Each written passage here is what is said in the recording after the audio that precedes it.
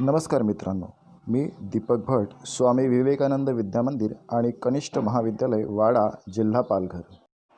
विद्यार्थी मित्रांनो, मागच्या तासाला आपण सूक्ष्मलक्षी अर्थशास्त्राची माहिती घेतली. आता आपण या तासाला स्थूल अर्थशास्त्राची माहिती घेणार आहोत. या तासाला आपण स्थूल अर्थशास्त्राचा अर्थ, स्थूल अर्थशास्त्राच्या व्याख्या, त्याची व्याप्ती, वैशिष्ट्ये आणि महत्त्व या संदर्भात आपण चर्चा करणार आहोत. चला तर मग आपण आज स्थूल अर्थशास्त्राला सुरुवात करूयात. सुरुवातीला आपण स्थूल अर्थशास्त्राचा अर्थ अभ्यासणार आहोत. स्थूल अर्थशास्त्राला समग्रलक्षी अर्थशास्त्र किंवा समष्टी अर्थशास्त्र म्हणूनही ओळखले जाते. स्थूल अर्थशास्त्राला इंग्रजीत मॅक्रो इकॉनॉमिक्स असं म्हणतात. इंग्रजीतील मॅक्रो हा शब्द ग्रीक भाषेतील मॅक्रोज या शब्दापासून घेतलेला असून त्याचा इंग्रजीत अर्थ लार्ज असा होतो आणि लार्ज याचा मराठीत अर्थ मोठा, स्थूल किंवा समग्र किंवा एकूण असा होतो. यावरून समग्रलक्षी अर्थशास्त्रात संपूर्ण अर्थव्यवस्थेच्या पातळीवरील समग्र आर्थिक घटकांचा अभ्यास केला जातो. उदाहरणार्थ एकूण रोजगार, राष्ट्रीय उत्पन्न, राष्ट्रीय उत्पादन, एकूण गुंतवणूक, एकूण बचत, एकूण उपभोग, समग्र मागणी, समग्र पुरवठा, सर्वसाधारण किंमत पातळी यासारख्या समुच्चयात्मक घटकांचा अभ्यास समग्रलक्षी अर्थशास्त्रात केला जातो. समग्रलक्षी अर्थशास्त्र संपूर्ण अर्थव्यवस्थेचा अभ्यास करते. हे अर्थशास्त्र उत्पन्न व रोजगार सिद्धांत किंवा नुसतेच उत्पन्न विश्लेषण म्हणूनही ओळखले जाते. आता आपण स्थूल अर्थशास्त्राच्या काही व्याख्या अभ्यासणार आहोत. मागील वर्षी आपण स्थूल अर्थशास्त्राची केनेथ बोल्डिंग यांनी केलेली व्याख्या अभ्यासली. केनेथ बोल्डिंग यांनी सांगितल्याप्रमाणे स्थूल अर्थशास्त्राचा संबंध वैयक्तिक परिमाणांशी नसून एकूण परिमाणांशी येतो. वैयक्तिक उत्पन्नाशी नसून राष्ट्रीय उत्पन्नाशी येतो. वैयक्तिक किमतीशी नसून सर्वसाधारण किंमत पातळीशी येतो. तसेच वैयक्तिक उत्पादनाशी नसून राष्ट्रीय उत्पादनाशी येतो. या व्याख्येवरून हे लक्षात येते की स्थूल अर्थशास्त्रात वैयक्तिक आर्थिक घटकांचा अभ्यास केला जात नाही, तर समुच्चयात्मक घटकांचा अभ्यास केला जातो. घटकांच्या बेरजेचा अभ्यास केला जातो. एकूणांचा अभ्यास केला जातो. त्याचप्रमाणे प्राध्यापक J.L. हॅन्सेन यांनी सांगितल्याप्रमाणे स्थूल अर्थशास्त्र ही अर्थशास्त्राची अशी शाखा आहे की ज्यात एकूण रोजगार, एकूण बचत, एकूण गुंतवणूक, राष्ट्रीय उत्पन्न यासारख्या मोठ्या समुच्चयांचा व त्यांच्यातील परस्पर संबंधांचा विचार करण्यात येतो. त्याचप्रमाणे प्राध्यापक कार्ल शॅपिरो यांच्या मते स्थूल अर्थशास्त्र अर्थव्यवस्थेच्या संपूर्ण कार्यपद्धतीशी संबंधित आहे. थोडक्यात वरील तिन्ही व्याख्यांवरून हे लक्षात येते की स्थूल अर्थशास्त्रामध्ये संपूर्ण अर्थव्यवस्थेचा अभ्यास करण्यात येतो. आता आपण स्थूल अर्थशास्त्राची व्याप्ती अभ्यासूयात. स्थूल अर्थशास्त्राच्या व्याप्तीचा पहिला मुद्दा आहे उत्पन्न आणि रोजगार सिद्धांत. समग्रलक्षी अर्थशास्त्रात राष्ट्रीय उत्पन्नाची आणि रोजगाराची पातळी कशी ठरते आणि या घटकांमध्ये कोणत्या कारणांमुळे व कसा बदल घडून येतो याचे विवेचन केले जाते. राष्ट्रीय उत्पन्न व रोजगार पातळी कशी ठरते हे समजून घेण्यासाठी समग्र पुरवठा आणि समग्र मागणीच्या निर्धारक घटकांचा अभ्यास करावा लागतो. आणि पुढे जाऊन उपभोग फलन आणि गुंतवणूक फलनाचा अभ्यास करणे आवश्यक ठरते.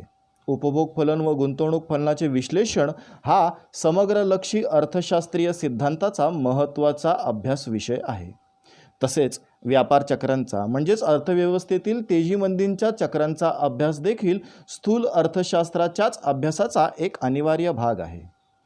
स्थूल अर्थशास्त्र हे उत्पादन, उत्पन्न व रोजगार पातळी यांच्या परस्पर संबंधांचा अभ्यास करते व या समग्रलक्षी आर्थिक चलांच्या संबंधित समस्या सोडवण्यासाठी धोरणे सुचवली जातात. व्याप्तीचा दुसरा मुद्दा आहे सर्वसाधारण किंमत पातळी सिद्धांत. स्थूल अर्थशास्त्र सर्वसाधारण किंमत पातळी कशी निश्चित होते याचे विश्लेषण करते.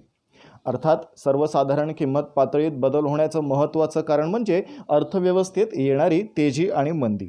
अर्थव्यवस्थेत घडून येणाऱ्या तेजी आणि मंदीमुळे कशा पद्धतीने सर्वसाधारण किंमत पातळी ही निश्चित होत असते याचे विश्लेषण या स्थूल अर्थशास्त्रामध्ये केले जाते.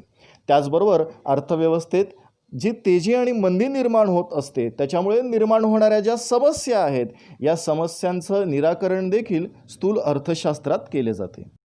व्याप्तीचा तिसरा मुद्दा आहे आर्थिक वृद्धी व विकासाचे सिद्धांत.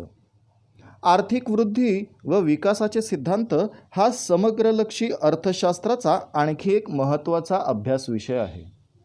अविकसित देशांच्या संदर्भात तेथील दारिद्र्य आणि मागासलेपणा यांच्या कारणांचा अभ्यास करून या देशांमध्ये राष्ट्रीय उत्पादनात वाढ कशी घडवून आणता येईल याचे स्पष्टीकरण करणारे सिद्धांत या शाखेत विकसित करण्यात आलेले आहेत.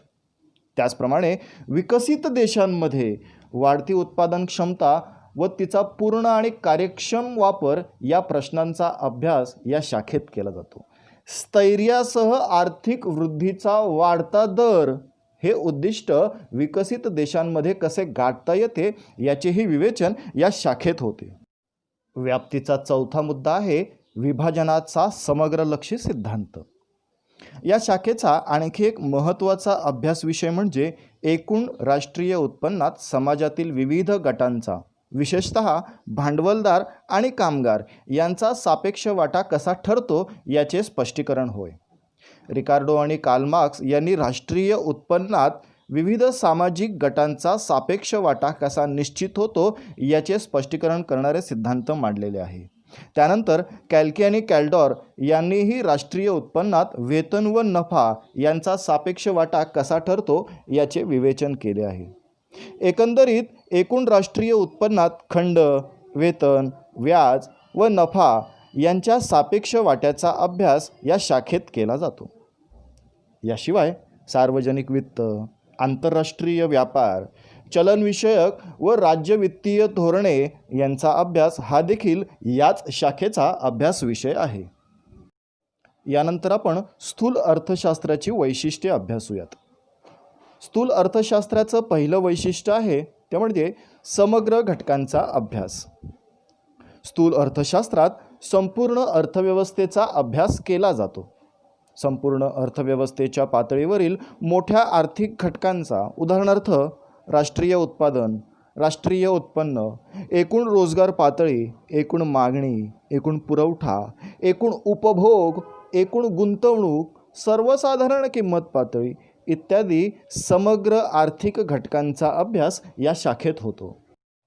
दुसरं वैशिष्ट्य आहे उत्पन्न सिद्धांत. स्थूल अर्थशास्त्र राष्ट्रीय उत्पन्नाची संकल्पना, राष्ट्रीय उत्पन्नाचे विविध घटक, राष्ट्रीय उत्पन्नाच्या मापन पद्धती आणि सामाजिक लेखांकनाचा अभ्यास करते.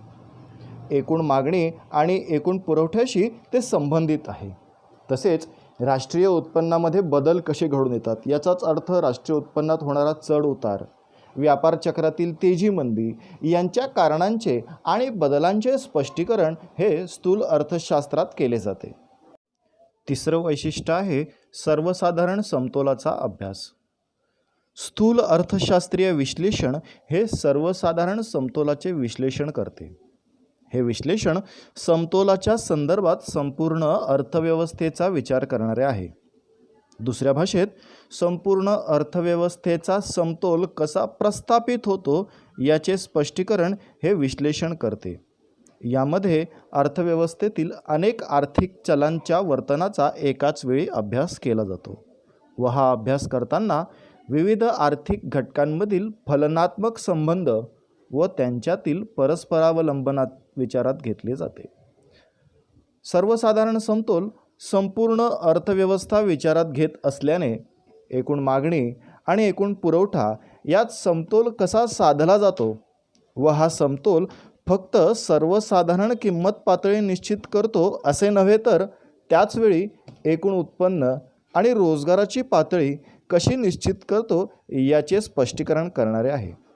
या संपूर्ण विश्लेषणात अनेक समग्रलक्षी आर्थिक चले, त्यांचे आंतरसंबंध, परस्परावलंबन व त्यांचे एकमेकांवर होणारे परिणाम या सगळ्यांचा अभ्यास केला जातो.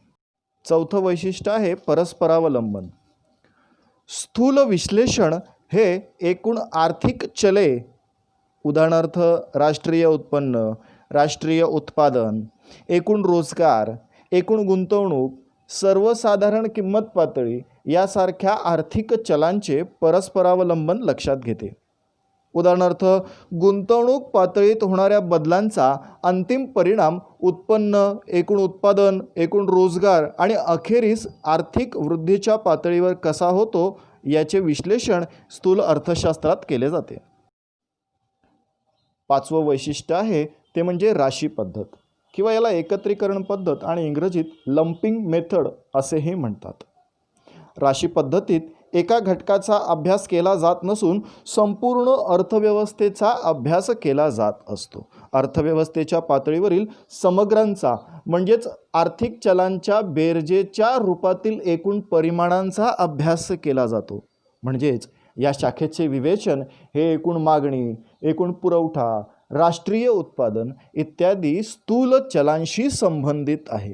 त्यामुळे एकत्रीकरण किंवा राशी पद्धतीचा अवलंब केला जातो. प्राध्यापक बोल्डिंग यांनी जंगल म्हणजे संपूर्ण झाडांचा समुच्चय आणि त्याची गुणवैशिष्ट्ये आणि एका विशिष्ट झाडाची गुणवैशिष्ट्ये यांचं उदाहरण देऊन स्थूल अर्थशास्त्र आणि सूक्ष्म अर्थशास्त्र यांच्यातील भेद लक्षात आणून दिलेला आहे. त्यांच्या सांगण्यानुसार ज्या वेळेस आपण जंगलातील सर्व झाडांचा म्हणजे समुच्चयात्मक अभ्यास करतो तो स्थूल अर्थशास्त्राचा भाग असतो आणि ज्या वेळेस केवळ आपण एका विशिष्ट झाडाचा अभ्यास करतो, त्याच्या गुणवैशिष्ट्यांचा अभ्यास करतो, तो सूक्ष्म अर्थशास्त्राचा भाग असतो. सहावं वैशिष्ट्य आहे वृद्धीची प्रारूपे. स्थूल अर्थशास्त्रात आर्थिक वृद्धी आणि आर्थिक विकासातील विविध घटकांचा अभ्यास केला जातो. स्थूल अर्थशास्त्र वृद्धीची प्रारूपे विकसित करण्यासाठी उपयुक्त ठरते. आर्थिक विकासाच्या अभ्यासासाठी ही प्रारूपे उपयोगी ठरतात. सातवं वैशिष्ट्य आहे सर्वसाधारण किंमत पातळी.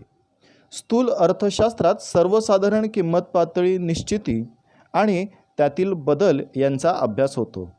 सर्वसाधारण किंमत पातळी म्हणजे अर्थव्यवस्थेतील सद्यस्थितीत उत्पादित केलेल्या सर्व वस्तू आणि सेवांच्या किमतींची सरासरी होय. आणि आठवं वैशिष्ट्य आहे धोरणाभिमुख. लॉर्ड केन्स यांच्या मते स्थूल अर्थशास्त्र हे आर्थिक समस्या सोडविणाऱ्या धोरणांची चर्चा करणारे शास्त्र आहे. उदाहरणार्थ भाववाढ रोखणे, रोजगार निर्माण करणे, अर्थव्यवस्थेला मंदीतून बाहेर काढणे, देशाचा वेगाने आर्थिक विकास साधणे इत्यादी समग्रलक्षी उद्दिष्टे साध्य करण्यासाठी योग्य अशी आर्थिक धोरणे ठरविण्यास हे विश्लेषण मदत करते. यानंतर आपण स्थूल अर्थशास्त्राचे महत्त्व अभ्यासणार आहोत. महत्त्वाचा पहिला मुद्दा आहे अर्थव्यवस्थेच्या कार्यपद्धतीचे विवेचन. स्थूल आर्थिक विश्लेषण म्हणजे स्थूल अर्थशास्त्र आर्थिक व्यवस्थेच्या कार्यपद्धतीची कल्पना देते. स्थूल आर्थिक विश्लेषण व्यापक आणि गुंतागुंतीच्या अर्थव्यवस्थेतील एकूण आर्थिक चलांचे आर्थिक वर्तन समजून घेण्यास उपयुक्त ठरते.